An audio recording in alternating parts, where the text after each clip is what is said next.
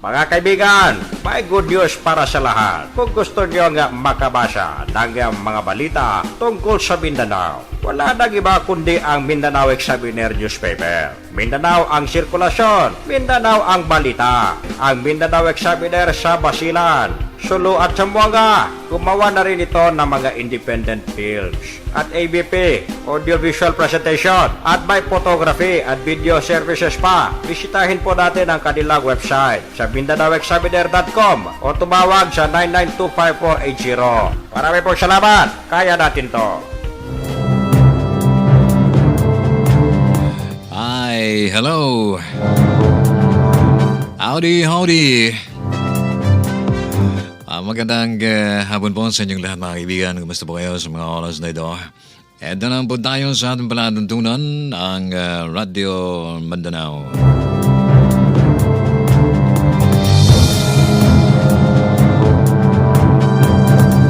Away na sa mabuti po tayong kalagayan mga kaibigan, mga kaigsuunan. Maayong hapon kaninyong tanan mga kaigsuunan. Kumusta mo karong hapuna? Diyan sa Sibugay Province, sinaot nga na lang kiyapunta sa mayong panghuna-una. Zamboanga del Sur, Zamboanga del Norte, Sulu, Basilan, ug Dawi-Dawi. Binabati namin kayo ng magandang hapon at welcome sa ating plano palatuntunan. Nako, ang Radio Mindanao. Ito po ang inyong lingkod, si Abdel Disa. At mamaya konti ay makakapili natin si Al Sindo, ang ating regular anchorman.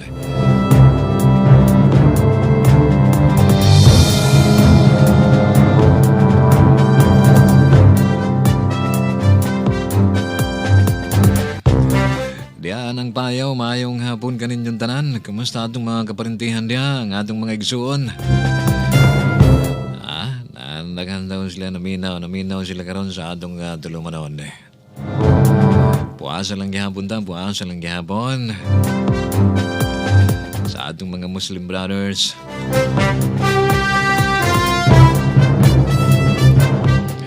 Ay kay kinalaging panghitabo diha sa Marawi City, no? Naunsam na sila, ano ba nangyari sa ating mga babayan diyan? And kinokondena po ng lahat ng mga Muslim yung mga ginagawa nitong mga Mauti group.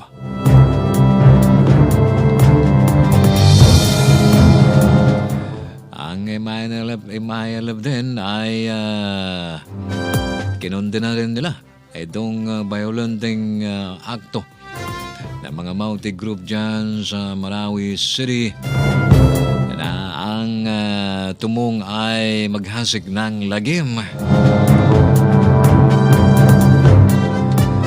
Halos lahat po ng mga Muslim ay kinokondena ang kagawa nito. Hindi na un-Islamic na po ito ay takin mo Ramadan. Andiyan sila nangatake, nanggugulo. Ano bang klaseng mga Muslim ito? Nagsabi na sila daw ay mga Muslim. They are not Muslim.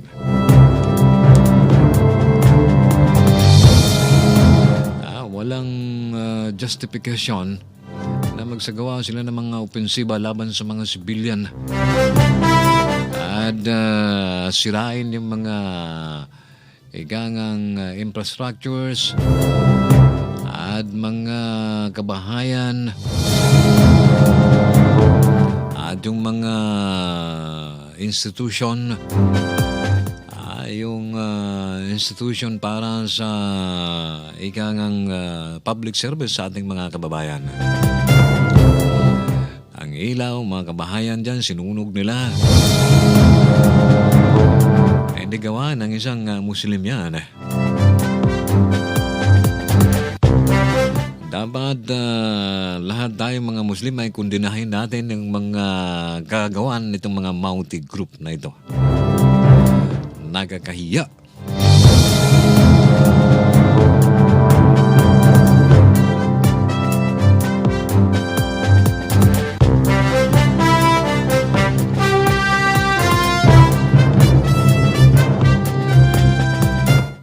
dami pong na-displace, ang daming nasa lanta, ang daming iniwan nila ang kanilang mga tahanan, nagsilikas po mga kaibigan dahil sa takot sa mga taong ito.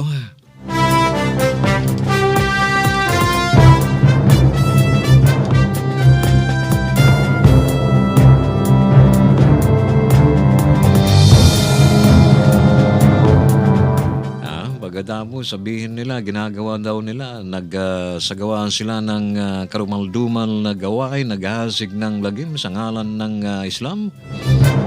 Oh my God. Nakakahiya kayo. Sasabihin nila na nandiriyan sila para sa Islam. Ay naku, mahiya naman kayo.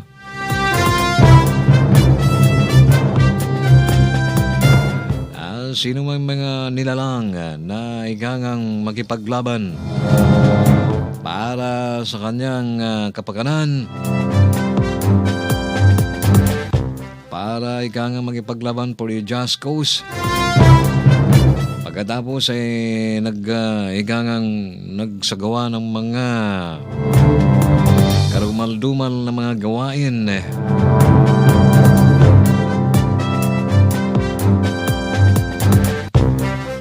Bago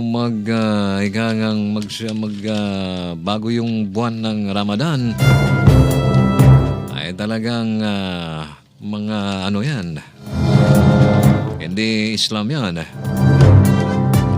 Talagang mo naghasik sila ng lagim bago darating yung Ramadan, ilang araw na lang ay Ramadan na. Hindi nila ginagalang, hindi nila nirespeto. Ay naku,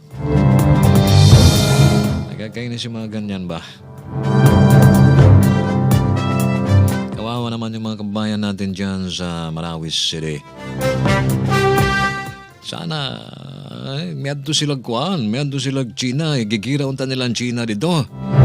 Dihan niya ng Escarmolusyon. Isog man ka sila, isog lang sila, kapuan nila Pilipino. Ay nago.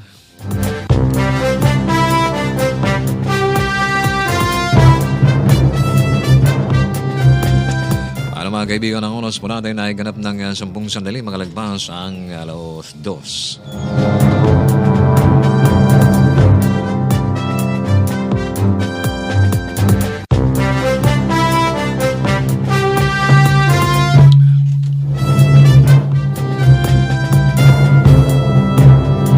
At wala pa rin tigil mga kaibigan ang bakbakan.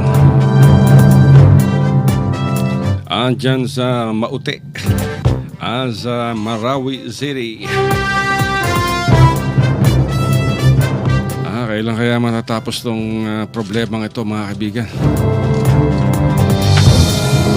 Sinabi ng militar, 61 yung patay sa hanay ng mga Maute. At 42 dito ang sinasabing body counts. May body counts na raw. Ibig sabihin niya mga kaibigan, nabawi. Nabawi yung mga bangkay. Pero nagtataka tayo, bakit walang mga litratong inilalabas ang militar kung talagang may mga bangkay na nabawi? At yung mga journalist na nagko-cover dyan sa Marawi, wala silang maipakita, wala silang makunang larawan. Anyway mga kaibigan, doon sa may mga kamag-anakan, pamilya, dyan sa Marawi City, na hanggang ngayon ay hindi nyo pa matagpuan, ang ARMM ay naglagay ng mga hotlines upang makatawag o makapagbigay ng impormasyon ukol sa kanilang mga mahal sa buhay. Maaari nyong tawagan ang 0995-496-9122. Ulitin natin mga kaibigan, ito yung ARMM hotlines dyan sa Marawi para sa mga stranded missing persons. Ang kanilang cellphone numbers o hotlines ay 0995-496-9122. 0995-496-9123. 0939 529 6030. Ayan. Sabi nga dito ni Director Amir Mawalel ng Bureau of Public Information, please provide the exact location, names of the stranded or missing persons and their contact numbers. So kung kayo ay nag-aalala sa inyong mga kapamilya, kapamilya, parang GMA tsaka ABA. Kung hindi nyo pa mahagilap, mga kaibigan, yung mahalin nyo sa buhay, yung mga nandiyan sa iba't ibang bahagi ng Mindanao na nakikinig sa atin ngayon, ang ARMM o Autonomous Region in Muslim Mindanao ay nag-set up ng hotlines upang matawagan ninyo. Kung meron kayong mga concern sa inyong mga mahal sa buhay na nandiyan sa Marawi City, sa Lanao del Sur. Ulitin natin yung 3 cellphone numbers. Andaan nyo na ang inyong mga ballpen at papel o kaya yung mga cellphones. Ang kanilang ARMM hotlines ay 0995 496 9122. 0995 496 9123 at 0939 529 6030. O kaya kung kayo may Facebook, maaari niyong puntahan yung Facebook account ng ARMM o kaya ng Bureau of Public Information ng Autonomous Region in Muslim Mindanao. Alas 2:15 na mga kaibigan. Welcome sa ating programa, ang Radyo Mindanao. Po niya balingkod, alas 5, sasabing isang malamig-lamig na hapon sa ating lahat. Ay, nagawagig so na. Ako murag ipanugno mag-oy. Bisag init dito sa gawas, pero ipanugno kambot murag. Medyo malamig na ngayon sa studio. Lamig-lamig na ng konti. Ako talaga, nalalamigan ako sa studio. Wala akong kain. Mula almusal hanggang tanghali. Gano'n? Yes eh. Ay, nagawagig so na. Usag asa mo dapit karon. Kami maingon nga maayong hapon kaninyong tanan. Kinilaging istorya-istorya nato bahay niya ng mga Mauti group lagi. Ako bisag ako maingon silang munos mong pero suko kay ko sa ilaha nga naman mga kaigsunan. Bakit ka naman susuko sa kanila? Huwag ka sumuko. Bawal ang pagsuko. Bisaya gud na siya. Suko ba dong suko? Suko. Ibig sabihin suko, galit, gana. Na sumang ka. Okay mo lagi ng mga kaigsunan na murag musag kan ng lahi bang ilang pamalaod, lahi ang ilang murag makabulaw ba, di ba? Huwag ganin ang sila magrespetar sa kining Ramadan, sa bulan sa Ramadan. Kini ang bulan sa Ramadan para sa mga Muslim. Dako kainin siya pahinabang, dako kayo siya bulan para sa mga Muslim kay diha mag-fasting, magpuasa, mag-ayuno, unsa pa. Diha aron nga mawas-bawasan ang mga sala sa mga tao nga kanang kining bulana. Pero wa gani na nila girespetar. Wa gani nila girespetar hanta wala gani na sila mag-ambo nagunsa man na sila pagkakaroon hantod ng uban diha nangamatay na mga kaigsunan. Daghang pagayong ilang naangil, di ba? Daghang mga sibilyan ang naangil nila. Mao nga insag isog manggaling sila. Anton ta sila China.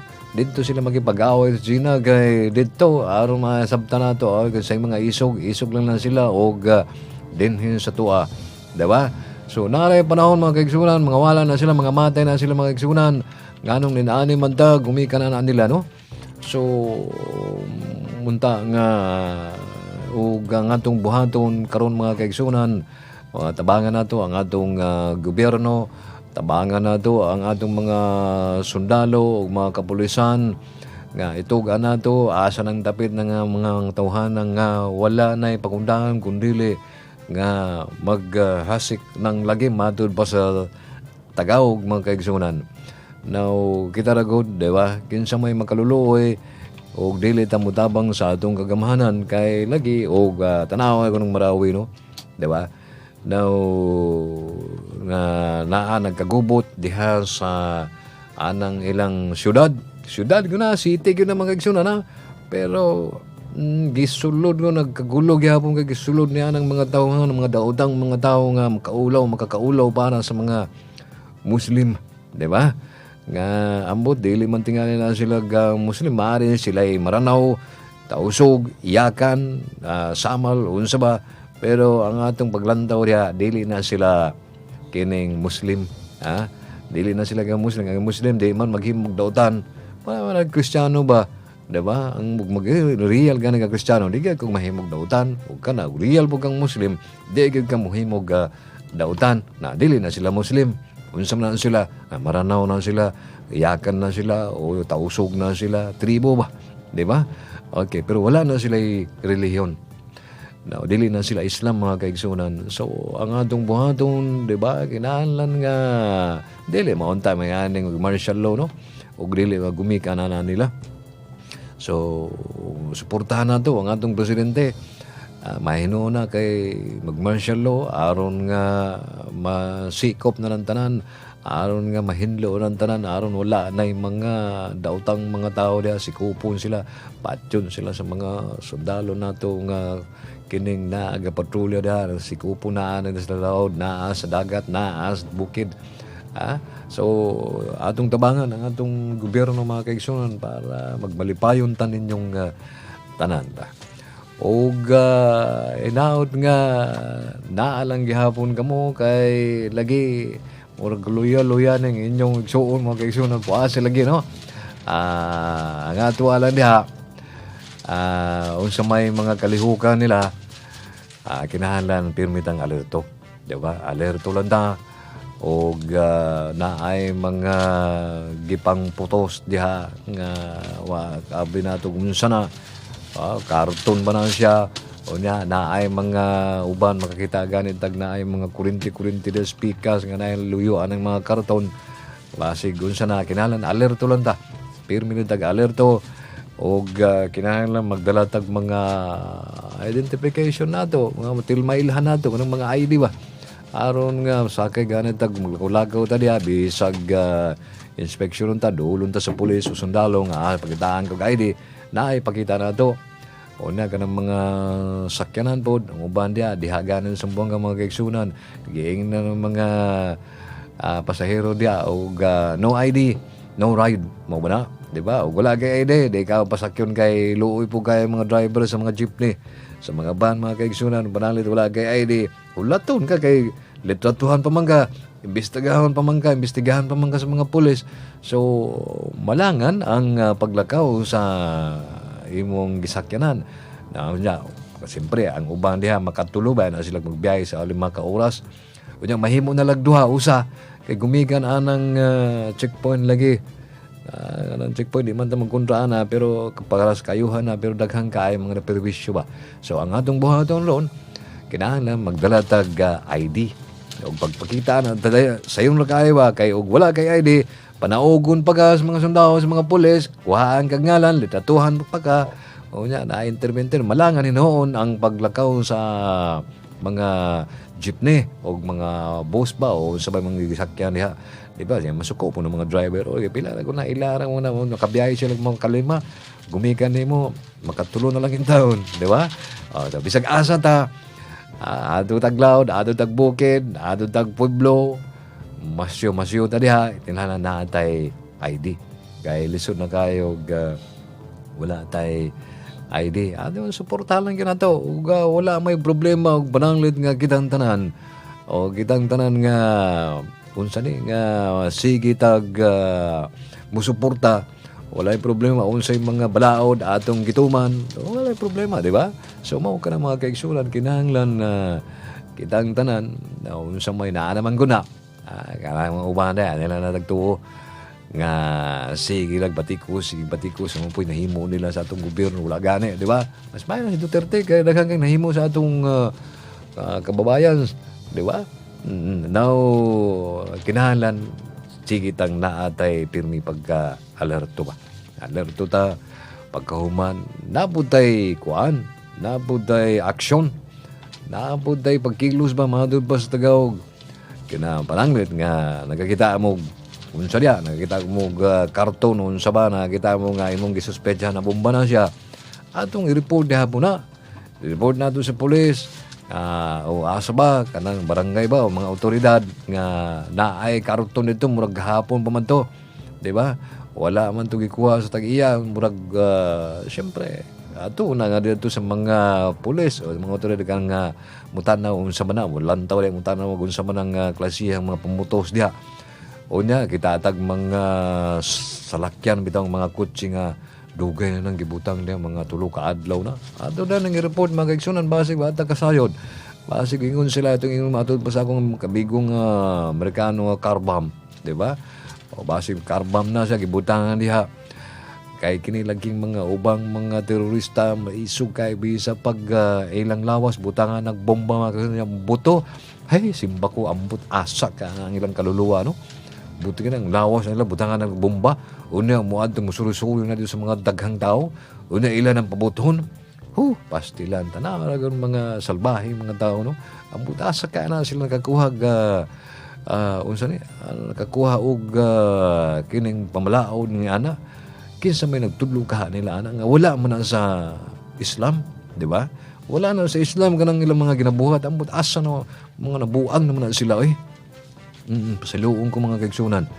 Now, mauna, kinahanglan na adyo tay kining action. Pagkilos ba? Pagkilos nga pananglit na ay mga tao diha sa atong kuan. Ato talang ingnon. Ayaw yung tao pagkuan diri. Oy, dito na lang mo sa laing barangay, dito na lang mo speakers kay lisod na kayong maangil da diri.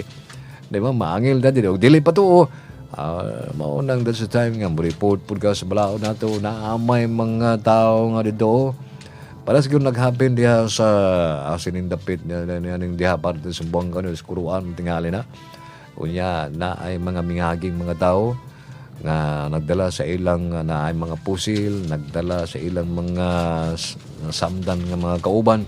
So, gireport din na nila sa pulis. Ay, bawal lang magdalang ng baril kahit may mga lisensya kayo, mga kaibigan, yung mga licensed gun holder. Martial law ngayon, pinagbabawal ang mga sibilyan na magkarga ng kanilang armas kahit meron pa kayong mga lisensya o permiso. Bawal. Correct. Unless nasundalo kayo, law enforcement, members kayo ng law enforcement agencies, other than that, hindi maaari. Kaya kung meron kayo nakita nagdadala ng baril, sumbong ninyo sa mga otoridad, tumawag kayo ng pulis para ma-verify, lalo na kung nakasibilyan. At sa mga sibilyan naman, mahigpit na pinagbabawal yung paggamit, pagsuot ng mga uniforme ng militar. Kahit na walang martial law, bawal yan. Pero marami tayong nakikita. Nagsusuot ng mga camouflage na pantalon, mga fatigue na jacket. Bawal yan. Ako, kahit walang martial law. Hindi kayo sundalo, hindi kayo police, huwag kayong gagamit ng ganyan. Lalo't lalo na ngayon. Ako, ngayon pa. Martial law. At sa gabi naman, kung kayo umuwi, nakamotorsiklo kayo, andaan nyo na yung identification cards ninyo. At pag dumaraan kayo sa mga checkpoints, roadblocks o choke points, idim ninyo yung inyong ilaw. Tapos ihanda na ninyo ang inyong mga identification card, driver's license, para hindi na makaabala. Security inspection yan, check-up. So, supportahan natin yung ating mga otoridad, lalo-lalo ngayon sa panahon na mahigpit ang pagbabantay ng ating mga kapulisan, ng ating mga sundalo. At huwag kayong mag-post sa mga social media na mga pagbibiro tungkol sa pagsabog ng bomba, may bomba ganito, may bomba sa ganito. May bomba sa Channel 56. May bomba. Huwag kayong magbibiro ng ganyan. Ako, malilintikan kayo. Bawal yan.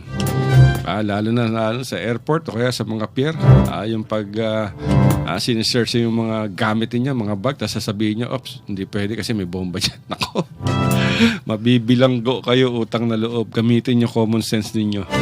Lalo na sa ganitong klaseng sitwasyon, wag kayo magbibiro. At iwasan natin na magpadala ng mga text messages, yung mga natatanggap natin mga text messages mula sa mga taong hindi natin kilala. Nagsasabing wag pupunta sa ganito kasi bobombahin ng maute, wag pupunta sa ganoon kasi may bomba. Ako, wag nyo ikalat yan. Nung isang araw lamang nakatanggap tayo nung galing sa ating correspondent dyan sa Davao City. Nagpasa raw si Kuya Bato de la Rosa ng text sa kanyang classmate na wag daw pupunta sa mga mall dahil pahasabugin daw. Tapos ipinasa sa akin, sabi ko hindi totoo yan, wag niyong ikalat. Kasi unang-una si Kuya Bato de la Rosa, hindi yan magte-text sa kanyang mga classmates na wag pupunta sa ganitong siya pa. Kung nais ninyong makakuha ng kumpirmasyon, tumawag kayo sa otoridad. Basta iwasan natin ang pagkakalat ng mga maling impormasyon. Bueno mga kaibigan, tandaan niyo yan. Okay mga kaigsunan, magpaila-ila sa ta. Mga kaibigan, may good news para sa lahat. Kung gusto nyo nga makabasa ng mga balita tungkol sa Mindanao, wala nang iba kundi ang Mindanao Examiner newspaper. Mindanao ang sirkulasyon, Mindanao ang balita. Ang Mindanao Examiner sa Basilan, Sulu at Zamboanga. Gumawa na rin ito ng mga independent films at ABP, audiovisual presentation at may photography at video services pa. Bisitahin po natin ang kanilang website sa MindanaoExaminer.com o tumawag sa 9925480. Marami pong salamat. Kaya natin to. RPN Radio Philippines Network. Radyo Ronda. Triple X Zamboanga. Kapisanan ng mga broadcaster ng Pilipinas. Ang oras natin mga kaigsunan, alas 2:30. Kamulagya po naminaw sa atong tulumanon ang Radio Mindanao. Unsa may mga kalihukan sa ibang lugar, mga balita-balita nato, mga kaigsunan, maliban dyan sa ikangang dyan sa Marawi City, napay diha sa Sulu, ang atong mga kababayan diha, labi na jud ang atong Governor Taututan, sige gyapon ang ilang mga project diha, ang ilang mga negosyo diha, ang ilang mga farmers siging ga seminar, ga training unsaon ta pagpananom nga mamahimong kining kanang mamahimong mo asinso siya ba, di ba? O naay mga mga farmers nato, mga mag-uuma nato nga gitudluan unsaon pag tanom nga kanang mo asinso sila nga daghan ang ilang maani, di ba? Naay mga kababayan po nato diha sa Sulu nga nagtanom og mga agar-agar, naay paban diha nga mangisda nga wala na sila laing buhaton, mangisda na lang siya, magtanom na lang agar-agar kay naay mga mamalit sa ilang mga produkto. Dili para sa una, dalong pa na mo dito sa syudad, bodega ni alang mga inchik. Karon nanay muadto na sila nanay mukuha sa ilang mga produkto. Di ba? Now, kanang mga ang uban naay mga naay mga diha sa palengke, gitagaan ang uban nga diha lang sa kilid-kilid anang magbenta na ilang mga kuhan karon. Murag himuan man daw sila building aron nga ang tanan diha nga kanang magtinda-tinda diha sa palengke na sila'y building murag asenso ba, di ba? Ug dalami kay nga tanahon nga naka-arrange ang tanan. So naay panahon sa una natulog ang Sulu, karon nga kaigsunan hinahinay na og nahigmata ang Sulu. Hinahinay na nahigmata sulay ng bisita-bisita mo dito sa Nianang Holo, di ba? Nga parte man na sa munisipyo nga morning center diya sa Sulu ba kanang Hulo. So sulay ng bisita-bisita murag asenso na kayo. Og dito po sa Maimbong Ay na kumakigsunan na asenso na po kayo ang ilang munisipyo na sa Maimbong. Alam mo, depende yan kung sino ang gobernador mo, kung sino ang mga mayor mo. Yung Sulu, malaki na pinagbago mga kaibigan mula from 20 years ago. Kung ikukumpara nyo ngayon, malaki na. Pero tignan mo yung Basilan Province, tignan mo yung Tawi-Tawi, alas wala tayo makitang mga infrastructure projects. Pero sa Sulu, marami. Maraming mga building, maraming mga pabahay, maraming mga kalye, di ba? Maraming doon yung mga tricycle driver doon, nakala ko tausog. Saan? Sa Sulu? Sa Sulu, yung pala mga Kristiyano rin Nako. Kaya lang marunong sila magtausog talagang kaya, sir, abay, kini, Bisaya ba? Di ba may tausog? Imagine, yung kasakay natin, dami ring mga Kristiyano doon dyan sa town proper ng Holo, ng mga tricycle driver nila dyan. Maganda naman ang pamamahala nitong si Governor Toto Tan. Kakadalawang termino na siya. At maraming proyekto, di ba? Katulad ng sinasabi mo kanina, nung last week lamang mga kaibigan, siguro mahigit 300 mga magsasaka ang nagbenepisyo dyan sa training program na mismong inilunsad nitong si Governor Toto Tan.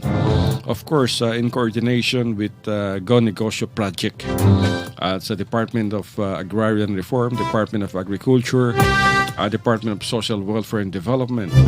At itong training mga kaibigan, maganda to dahil after the training, nagkaroon pa ng Harvest Festival dyan sa Provincial Organic Demo Farm.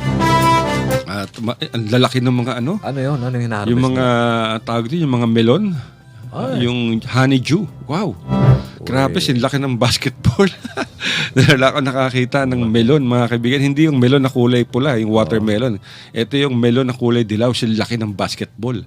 Wow. Grabe. Nagulat ako. Tapos yung mga na-harvest nila, mga kaibigan, binili ng SM Foundation para sa mga supermarket.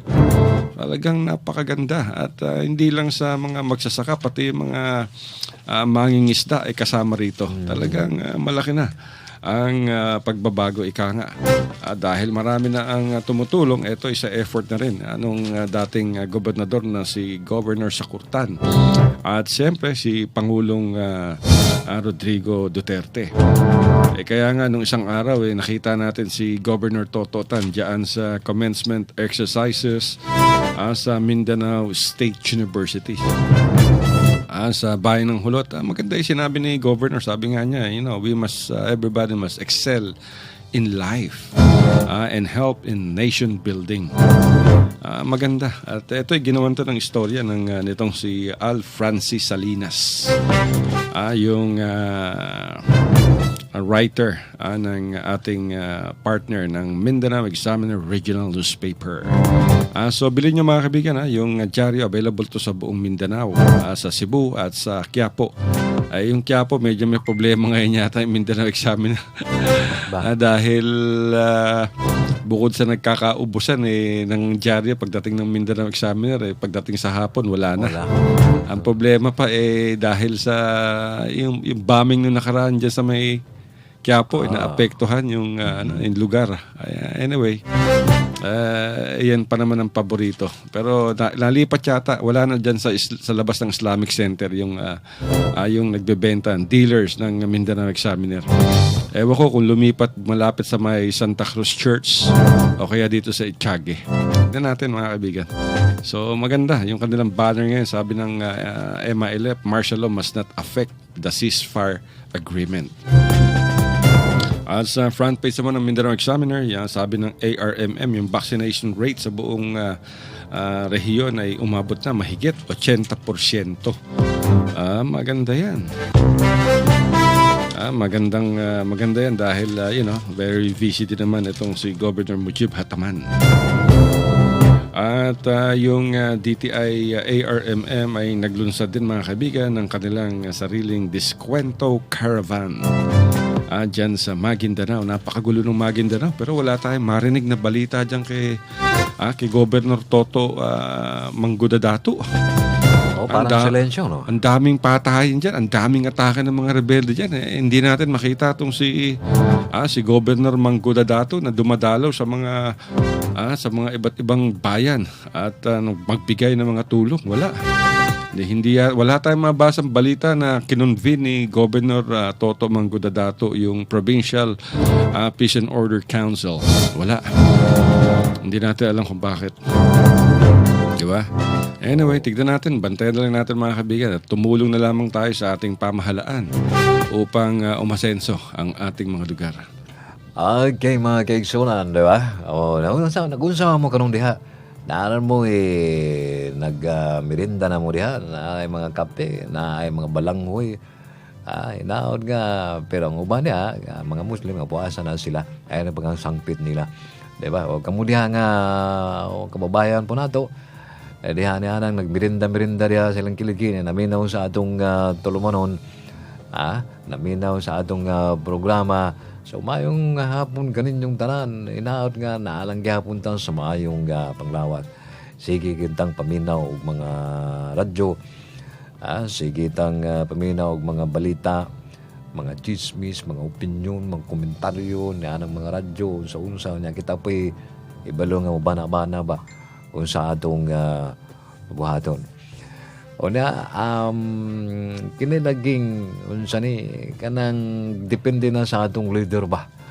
O panalin ng atong leader nga, naa siya'y panglantaw sa atong katawhan, naa siya'y panglantaw sa unsay mahitabo sa sunod nga tuig, sa sunod nga dekada mga kaigsunan para sa mga katawhan. Yago nang hunahunaon, yago nang lantahon, unsa kay maayo, di ba? Now, kita atag mga leader nato, nagkipasagdan lang in town, yan ang mga illegal mga yun, na ay illegal fishing, na ay mga illegal logging, di ba? Mamutulog mga kahoy diya sa kabukiran. Ang tagug na ay munang tagya, bisag ikaw ang tagyan yan ang kamo, kuha lang yapong kag permit mga kaigsunan. Kaya ako, usahay, nagtanong mami sa una og kahoy, manghita mga ami, mukuha gani mig permit sa munisipyo para makaputol lang yung kahoy para himuon og balay. Pero kanang mga kahoy, amo anang gitanom, di ba? Pero mukha lang yapong tag permit. Ang uban diha nga, sige adto sa bukid, mag-illegal loggers mga kaigsunan. Ang uban, mag-illegal fishing, na ay dinamita, na ay hulbot-hulbot, na ay mga trawlers, na apay mga, kanang mugamit og mga cyanide, mugamit og mga unsa-unsang mga pamaaging illegal ba mga kaigsunan. Maunang usahay, na ay mga kababayan po natin mabiktima ni anang ingon nilang hilo-hilo diya sa dagat, na ay tuganing sa una ng barakuda. Na sa mo to ginaay mga tao nga mangisda nga lahi po ng ilang ginabuhat, illegal mga kaigsunan. So sa una ako nasayod ko diha sa mua kaniadto dahan kay gisda diha, kay dili kayo uso ang dinamita, dili kayo usong mga illegal nga pamaagi sa pangisda. Ang kanang lugar diha sa mua, o gimulang ko ng murag kanang tulo ka tuig lang na siya. Himulan na siya kanang sanctuaryo sa mga isda. Bawal ang mga isda nga maggamit og mga net. Bawal ang dinamita. Musulod yun ang isda di tanan kay murag pakurba na ba. Ang murag suba na siya. Una, di na ba kabalo? Musulod ka ng mga isda di, di na kabalo magawas. So pag-abot po nining mga tao nga mag-idig ang dinamita, patay tanan ng mga isda, mga kaigsunan. So, mao to nga ang atua watay buhaton mga kaigsunan kundi tabangan nato itong gobyerno. Tabangan nato yung gobyerno sa panahon karon nga na ang atong presidente, si Presidente Rodrigo Duterte, ang iyang tumong walaon, wag tangon ning mga kagubat, mga kagubot din sa Pilipinas, Ilabi na yun ng mga terorismo. Diba? Ilabi na yun ng terorismo, kining pang mga droga, kining mga unsa ni ng mga pangungurakot. Iyago ng hinluan tanan ug suportahan na natin siya mga instead nga batikusin ba.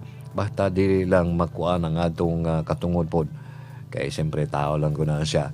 Na atong mga sundalo, tao po na mga kaigsulan. Siyempre nagasumpa po na sila bahin niya ng human rights mga kaigsunan. So di ta mahadlok, di ta maunsa ni mag una-una nga naatay kadlukan sa atong mga sundalo, mga pulis. Kay lagi di man po na sila dayon-dayon nga mangulata. Di man po na dayon-dayon nga kining manikop. Kung sa sikupon nila si mo, kawa man kay sala. Naamang kay mga ID, naamang kay mga katungod, kasulatan, mga papeles. Alright. Oo nga. Anyway, mga kaibigan, meron tayong nakakuhang si Father Chito Suganob. Ito yung mga kaibigan, kung di nyo itatanong, ito yung isa sa mga bihag ng Maute. At merong umapila itong si Father Chito Suganob. At may bihag pa raw yung Maute na mahigit sa 200 mga mga sibilyan. Pakinggan natin kung makakakuha tayo ng direct click diyan sa Marawi.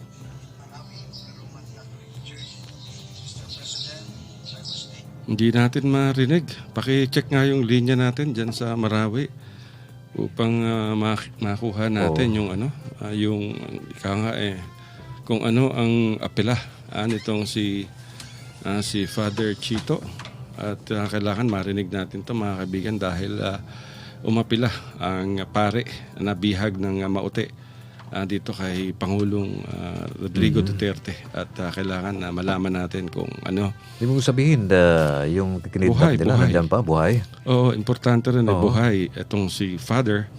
At tignan natin kung ano ang sasabihin ni Father. Pakinggan natin mga kaibigan.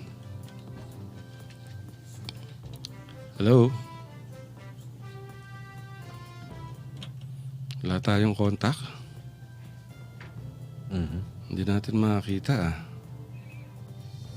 Tignan natin yung communication natin sa Marawi. At naibigay sa atin ito ng militar. Upang wala. Nako. Hindi namin makakontak mga kaibigan. Pasensya na. Ito pa naman yung kay Father Chito Suganob. Dahil umaapila to dito kay Pangulong Duterte. Nauna rin umapila mga kaibigan yung CBCP o yung Catholic Bishop Conference of the Philippines na iligtas hindi lamang itong si Father Chito Suganob kundi lahat ng mga bihag ng sibilyan. Wala. Hindi tayo makapasok mga kaibigan. Hindi natin makakontak yung ating military contacts dyan sa Marawi dahil meron silang video itong si Father Chito Suganob na nag-uusap o umaapila kay Pangulong Duterte mismong sa kalsada ng Marawi. Umaapila na iligtas sila, itigil ang military operation para magkaroon ng maiging pag-uusap. See. So, mauna mga kigsunan, no? Katulad bitong paggubo dito, pagtakis ng mga Maute dito sa Marawi, naman sila gisikop, na sila gidakop, gikidnap nga mga Kristiyano po dito, mga sabi na ito ng pare. Gidala nila dito sa ilang gitago sa mga Maute ba? Ilang gisikop mga kigsunan. So, mauna nga nawagan po siya sa atong presidente nga ihunong ang operasyon sa militar diha sa Marawi. Gisugo naman to siya mga kaigsunan. Siyempre, ang mga Maute, dili nila kaya ang kusog sa puwersa, sa kagamhanan. So, iyan na lang giingnan, giingon, giingnon na lang ng pare na, sige, manawagan ka kay og di nawagan hasta ikaw maangil nung ganito na niya. Ina na ang mga kaigsunan. So, mauna, gisugo na to sa taon. Gisuguin taon sa mga Maute nga itigil na ihunong na ang operasyon sa militar dyan sa Maute kay lagi nagkalisod-lisod na ang mga Maute daghan na matay sila daghan na pong mga naangol sa ila mga kaigsunan, di nila kaya. Di nila kaya ang atong puwersa sa atong kagabanan, kadaghanan na ay Air Force, na ay Army, na ay Marines. So, mauna mga kaigsunan, ang panghitabo nga dito na kuan sa unsa ni nahitabo dito sa Marawi mga kaigsunan. So atong gikontak sa atong ni Sir Al ang Marawi diya sa Iligan mga kaigsunan unsay mga kalihukan sa atong mga kaigsunan diha labi na jud ang panawagan sa pare nga gidala gikidnap sa mga mautik group mga kaigsunan na wala pagyapon no. Mauna mga kaigsunan no. So ato pa ngayon kainon ta ganina gisugo na siya ba kay na pressure na kayo ang mga mauti na depende na sa atong presidente ug ihunong na ang operation sa atong militar diyan sa Marawi batok ni anang mga mauti group, di ba? Nga nung sila magisuon man daw ni kay sa una dati man daw ng pulis ng mauti pagkahuman murag nag-indulge sila sa ilang negosyo kining droga andod nga murag nalain na murag ka nang nagkakwarta-kwarta na andod nga kining lahi na ang ilang pamagi andod nga nagpalit ng mga pusil nagpalit ng mga unsa-unsa mukunto na batok sa atong kagamhanan. So mauna na daghan na ang ilang na-recruit kadaghanan sa ila mga kaigsunan mga batanon sayang kay mga batanon ba nadani sa ilang mga unsa ni sa ilang mga matatamis nga dila kay balo na kaya na sila mo kumbinsi mga kaigsunan o niya dalong pagyod ang reliyon sa Islam ngayon inana diba? So ang uban pod nga kita og kwarta makakita og mga pusil mo na sulay na to mo apil na nila kay kini lang yung mga kabataan o mga bata mga bataan mga kuan kainin sila kanang unsa ni kana bang kanang unsa ni tawag nila nga murag kanang kita nakaagi matag bata no nakaagi matag bata gusto na tong na ay buto sa tawag diha ang gusto na tong diha ba musulay ang anang pagka sulayan nato ang kanang pagka diha kanang gira-gira murag kanang adventurism ba kining mga kabatanon di ba mapusok ba ang kuan ani gusto jud nga musulay hantod nga wa na mawagtang na hantod nga nagkasamad-sama na hantod mamatay na di ba so mauna mga kaigsunan so mauna ang nakadani nila mga batanon ang ilang gipang recruit nya sila gisuportahan pa jud na sila sa mga ISIS unya kining mga ISIS asa man nagkuha ng suporta diya sa mga Arabo sayod naman taon sa manang mga Arabo nga pasiugda ni anang mga ISIS mga kaigsunan so mauna nadala na hantod diri sa Pilipinas na angel na tadiri na gumikan ni anang mga wala bay panghuna-hunag ba ayo ba basta magakwarta na sila makadala sila makakaon ng ilang pamilya pinaagi ni anang nga violente nga pamagi so mauna ang kaluluoy diha pari-pariho ng Pilipino pari-pariho ng mga Muslim ang mga kaluluoy diha ang mga kababayan nato nga naon kabos pobre wala in taon nga bisag pagkaon magkalisod-lisod kunya naapay gira naapay unsa-unsa nawa na di ba magunsa na naman ta karon magsunan so ang atong buhaton karon mudapig lang gihad ta sa atong gobyerno mudapig ta sa atong gobyerno tabangan gyud nato atong gobyerno aron kining mga tawo nga mudapig ka dito sila nala sige kay pamatyon man ta diba? Wala silang magawa para sa atin. Tama. Pero masakit kasi, alam mo, yung inatake ng mga baote, mga kaibigan, mismong Islamic City. Tama. Para na nilang inatake yung sarili nilang reliyon, mga kasama nila sa kanilang Muslim faith. Kaya nga tinawag na Islamic City. Dapat doon na lang sila nagpunta sa Syria at nakipaglaban sa mga, sa mga umaabuso sa mga taga doon. Yung nga pala, yung Zamboanga City government mga kabigan, nag-donate ng mga bigas at sardinas para sa mga refugees mula sa Marawi. Ang galing naman ng City Hall, si Mayor Benkley Maku. Okay. Ang tanong dito, galing ba yan sa pondo ng City Hall o galing sa mga donations ng iba't ibang grupo? Kasi ang sabi ng City Hall donated by Zamboanga City Government.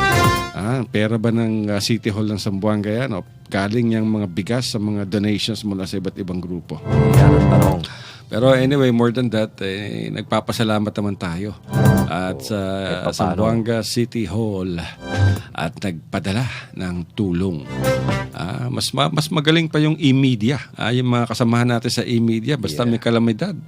Ako, ang bilis ng takbo, response kagad, tulong, pakain. Yan ang ginagawa ng media. So, kudos sa inyong lahat. Ay, naku mga kaigsunan daw, nagyod tayo panahon. Hala, ug man na po, story-story ta, mag-chismis-chismis, gyapon ta mga kaigsunan, kinilang gyapon si Abdel. Manamilit na umingon, og mayong hapon, kaninyong tanan. Alright, daghan salamat, brother. Bukas ako'y pupunta sa Iligan City. At magko-cover tayo doon. So, tignan natin mga kaibigan kung anong makukuha natin mga chismis sa pagadian sa Iligan City. Wala na tayong oras. Si Abelardo na naman ang uupo dito. Siya yung aking boss. Anyway mga kaibigan, maraming salamat sa isang oras na pakikinig ninyo sa amin dito. At puro opinion namin yung sinasabi namin. Huwag niyong paniniwalaan yung aming mga kasinungalingan. Itong programang to ay upang magpasaya lamang sa mga tao. Entertainment to mga kaibigan. Puro pambobola tong ginagawa. Maraming salamat mga kaibigan. Ito po niya balingkod, Alzinto, nagsasabing I love you. Mama. Chup chup.